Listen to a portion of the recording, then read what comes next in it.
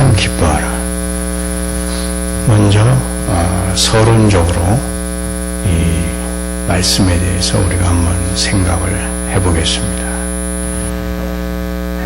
기쁨이 의무가 된 것이 새 언약의 축복에 대한 확실한 증거입니다. 예수님이 고난을 받으셨기 때문에 우리가 기뻐할 힘을 얻고 기뻐하라고 명령을 받고 기뻐할 수 있게 됩니다. 오직 예수님과 그의 사도들만이 이 말씀과 같은 교훈을 가르칠 수 있습니다. 이 교훈을 받을 수 있는 사람은 복이 있습니다. 우리는 기뻐하라는 명령이 있음을 기뻐해야 합니다. 바울은 기뻐하는 것을 하나님의 백성이라면 항상 수행해야 할 개인적이고 영속적인 의무로 말합니다. 하나님은 우리가 슬퍼하거나 기뻐하는 것을 우리 자신의 선택에 맡겨두시지 않았습니다. 오히려 하나님은 강경한 명령으로 항상 기뻐하라고 말씀하심으로써 우리가 꼼짝 못하고 그렇게만 하도록 말씀하셨습니다. 주님은 처음과 나중에 곧 시작이나 중간이나 끝이나 항상 기뻐하라고 말씀하셨습니다.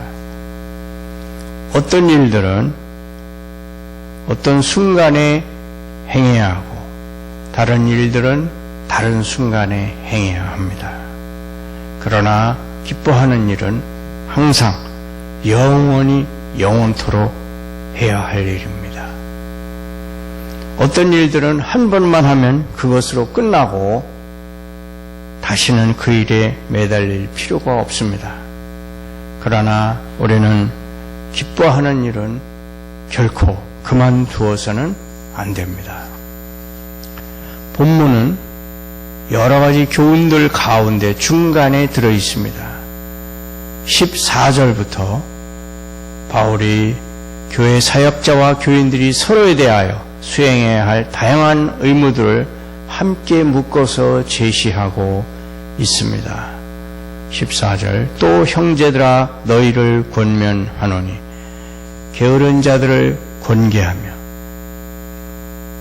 권계란 잘못함이 없도록 타일러 주의시킨다는 말씀입니다. 마음이 약한 자들을 격려하고 힘이 없는 자들을 붙들어주며 모든 사람에게 오래 참으라. 이 모든 일은 경우에 따라 차례로 적용되어야 합니다. 그러나 항상 기뻐해야 합니다. 게으른 자들을 권계하되 항상 기뻐하십시오. 여러분이 마음이 약한 자들을 격려하도록 부르심을 받았을 때에도 기뻐하는 복된 사역을 중단시켜서는 안 됩니다. 마음이 약한 자들이 우리의 격려를 빼앗아 버릴 위험이 있지만 그렇다고 해도 그렇게 하지 마십시오. 물에 빠진 자들을 건져내려고 애쓰다가 우리가 익사 위험에 빠질 수도 있습니다. 그럴 때 항상 기뻐하라는 달콤한 말씀 속에 우리의 구조가 달려 있습니다. 만약 기쁨을 잃어버린다면 우리는 게으른 자들을 권계하고 마음이 약한 자들을 격려하다 힘이 쭉 빠질 것입니다. 이 모든 일 속에서 주님의 기쁨이 우리의 힘이 될 것입니다. 그러므로 항상 기뻐하십시오. 만일 우리가 마르다처럼 너무 과중한 섬김으로 불편한 마음을 갖는다면 큰 실수를 하는 것입니다. 왜냐하면 그렇게 불편한 마음을 갖는 것은 주님을 잘 섬기는 것이 되지 못하기 때문입니다. 주님은 자기 집에서 즐거운 얼굴로 섬기는 사람을 보는 것을 좋아하십니다. 주님은 자신의 보좌를 장식할 종들을 원하시지 않습니다. 주님은 자기 백성들이 주님의 얼굴을 반사하여 그들의 얼굴에 빛을 발하며 자신을 섬기는 모습을 보기 원하십니다. 주님은 자신의 기쁨이 자기 백성들 속에서 나타나 그들의 기쁨이 충만하게 되기를 바라십니다. 주님이 주님을 기쁨으로 섬기는 것이 주님의 최고의 즐거움이고 주님을 기쁨으로 예배하는 것이 천국이며 주님 앞에 기쁨으로 서는 것이 영광입니다. 하나님께서는 우리가 주님의 일로 불안을 일으킬 정도로 초조해하거나 걱정하지 않기를 바라셨습니다. 복을 위해 씨름하되 항상 기뻐하십시오. 기뻐하라는 명령은 여러 가지 의무들 가운데 중간에 위치해 있습니다. 이 모든 의무들을 어떻게 수행해야 하는지 가르치기 위해 그곳에 두고 있습니다. 또한 본문이 괴로움과 쓰라림을 맛본 직후에 나와 있다는 점을 주목하십시오. 15절을 보겠습니다. 삼가 누가 누구에게든지 악으로 악을 갚지 말게 하고 서로 대하든지 모든 사람을 대하든지 항상 선을 따르라. 하나님의 자녀는 악에 희생되는 일을 겪기 쉽습니다. 또 비방하는 말을 들을 수도 있습니다. 친구로 여겼던 사람들의 배신으로 마음이 찢어질 수도 있습니다. 그러나 그런 와중에서도 여전히 항상 기뻐하라는 명령을 받고 있습니다. 여러분에게 임하는 다른 시험에 대해서도 생각해 보십시오. 그때에도 여러분은 항상 주 안에서 기뻐해야 합니다. 가장 친한 친구가 죽었습니다. 항상 기뻐하십시오. 사랑하는 아기가 병이 들어있고 사랑하는 가족이 하늘나라로 갈 것입니다. 항상 기뻐하십시오. 사업이 망하고 급기야 거리에 나앉을 정도로 가난해질 수도 있습니다. 항상 기뻐하십시오. 여러분의 건강이 나빠지고 큰 병에 걸릴 수도 있습니다. 항상 기뻐하십시오. 조만간에 여러분은 이 육체의 장막을 완전히 벗게 될 것입니다. 항상 기뻐하십시오. 불을 통과하거나 물을 통과하거나 살거나 죽거나 항상 기뻐하십시오. 하박국 선지자는 말씀했습니다. 비록 무화과 나무가 무성하지 못하며 포도나무에 열매가 없으며 감람나무에 소출이 없으며 밭에 먹을 것이 없으며 우리의 양이 없으며 외양간에 소가 없을지라도 나는 여호와로 말미암아 즐거워하며 나의 구원의 하나님으로 말미암아 기뻐하리로다. 여기서 한 걸음 더 나아가서 기뻐하지 않는 것은 죄라는 것입니다. 만일 항상 기뻐하라는 말씀이 명령이라면 항상 기뻐하지 않는 것은 그 명령을 어기는 것입니다. 적극적인 범죄는 아니라고 해도 부족함에서 오는 죄입니다. 여러분은 왜 우울한 기색을 띠고 있습니까? 왜 여러분은 믿지 않습니까? 왜 여러분은 슬퍼합니까? 왜 여러분은 하나님의 신실하심을 의심합니까? 두 번째로 생각해 볼 것은 이 기쁨의 특성입니다. 이제 본문 속에 명령되어 있는 이 기쁨의 특성에 대해서 살펴보고자 합니다. 이것은 육신의 기쁨이 아닙니다. 만약 육신의 기쁨이라면 항상 유지하는 것이 불가능할 것입니다. 추수의 기쁨이 있습니다. 하지만 겨울에는 그 기쁨을 어디서 얻을 수 있겠습니까? 부의 기쁨이 있습니다. 하지만 재산이 날아가 버릴 때 이 기쁨을 어디서 찾을 수 있겠습니까? 건강의 기쁨이 있습니다. 하지만 건강은 항상 우리를 기쁘게 하지 못합니다. 반드시 연약함과 슬픔의 세월이 찾아오기 때문입니다. 자녀를 우리 주변에 두고 있는 기쁨이 있습니다. 하지만 이것도 영원히 계속되지는 못합니다. 만일 사람의 기쁨의 원천이 땅에 있는 것에 두어져 있다면 그 기쁨은 반드시 흔들리게 될 것입니다. 이 기쁨은 육신적인 것이 아니기 때문에 결코 주제넘은 것이 아닙니다. 많은 사람들이 자신의 파멸에 대하여 무지하고 은혜의 구원에 대하여 생소하며 대속의 피에 대하여 무감각합니다.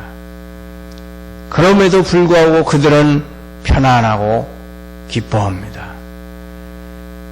이와 같은 것들을 두고 항상 기뻐하라고 말하는 것이 아닙니다. 또한 이 기쁨은 광신적인 기쁨이 되어서는 안 됩니다. 어떤 신자들은 마음이 흥분해서 광분합니다.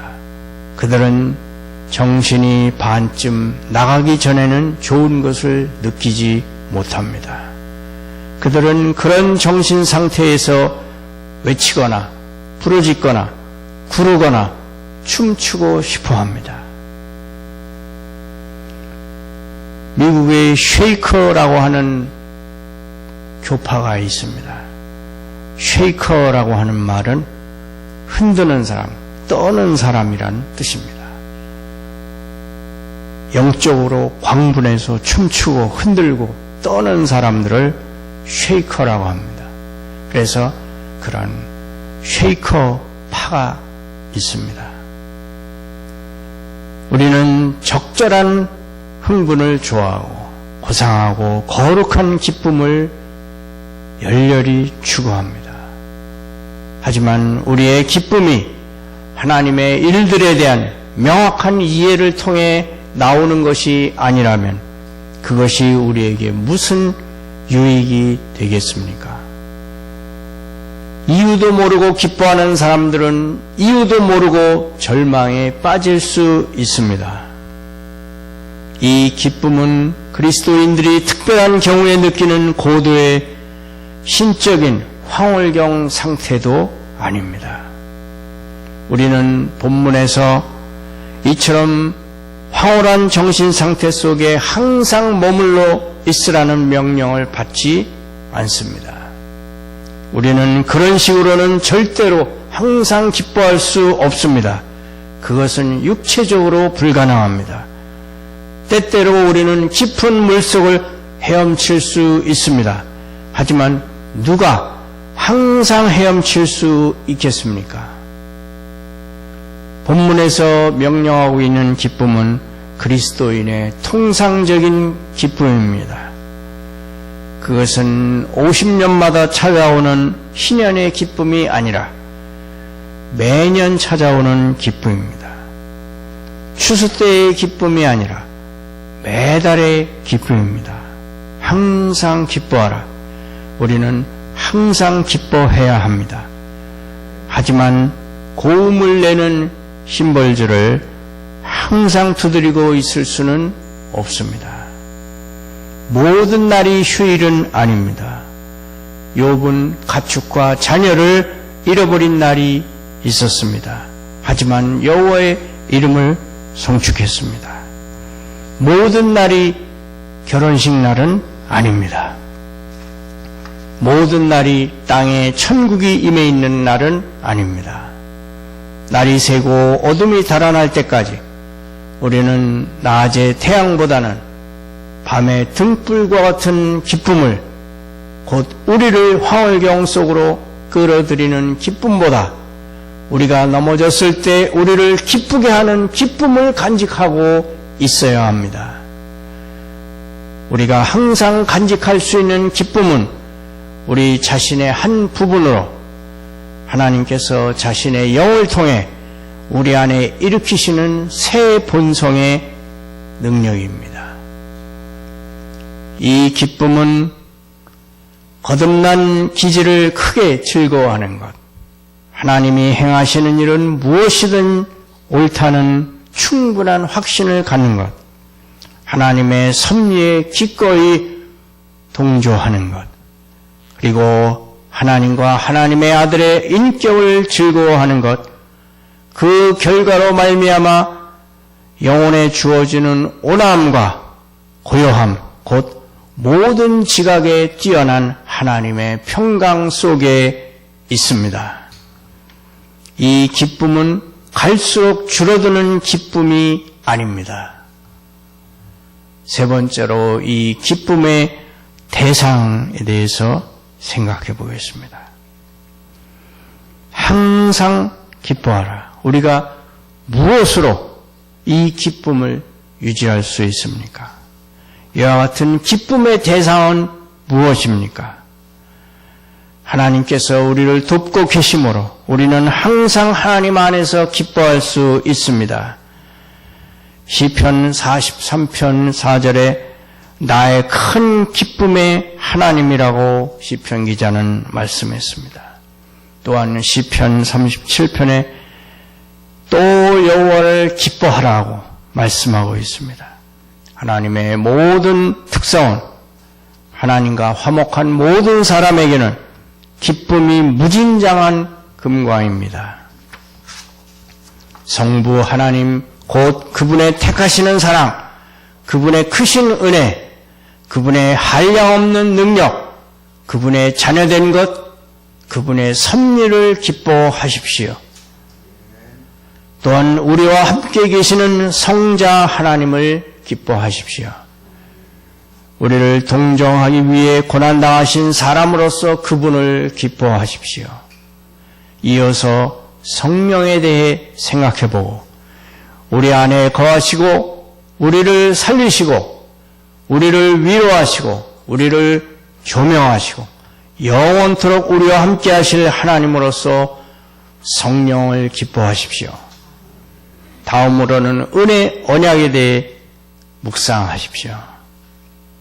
피로 말미암은 구속에 대하여 생각해 보십시오.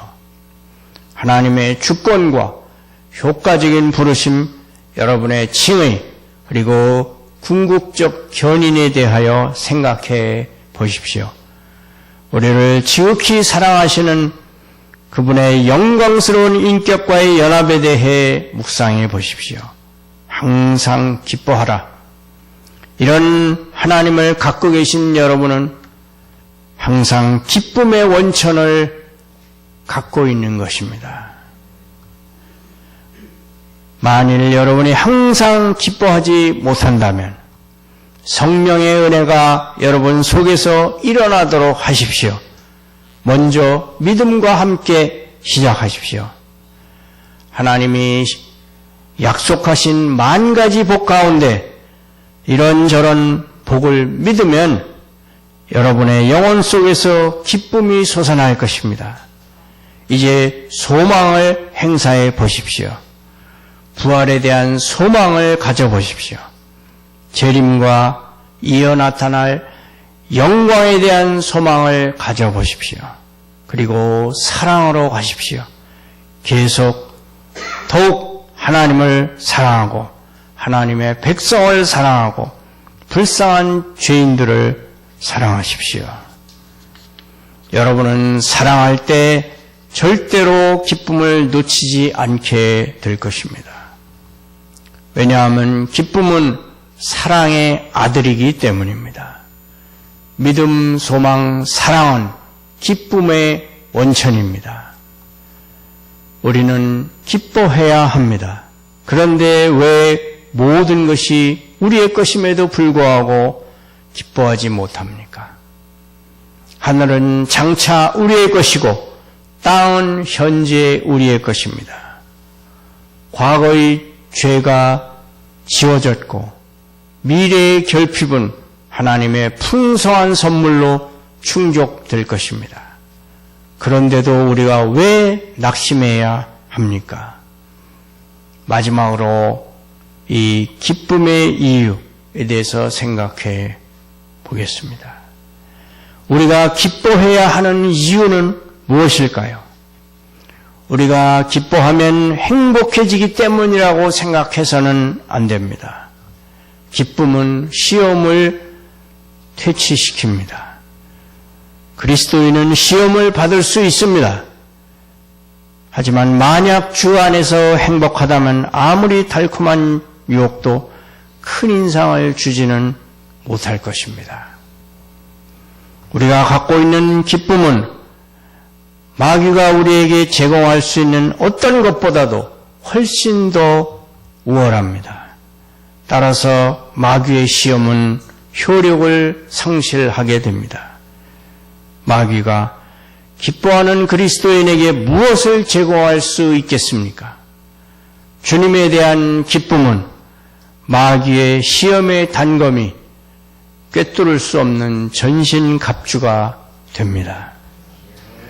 주님에 대한 이 기쁨은 마음속에서 세상 쾌락을 몰아낼 것입니다. 일단 하나님 안에서 행복하게 된 사람은 세상 사람들이 알고 있는 가장 큰 행복을 경멸할 수 있습니다. 주 안에서 항상 기뻐하는 사람은 우리 동료 그리스도인들에게 큰 힘이 되어줄 것입니다. 주님 안에서 진정한 기쁨을 누리시기를 축원합니다.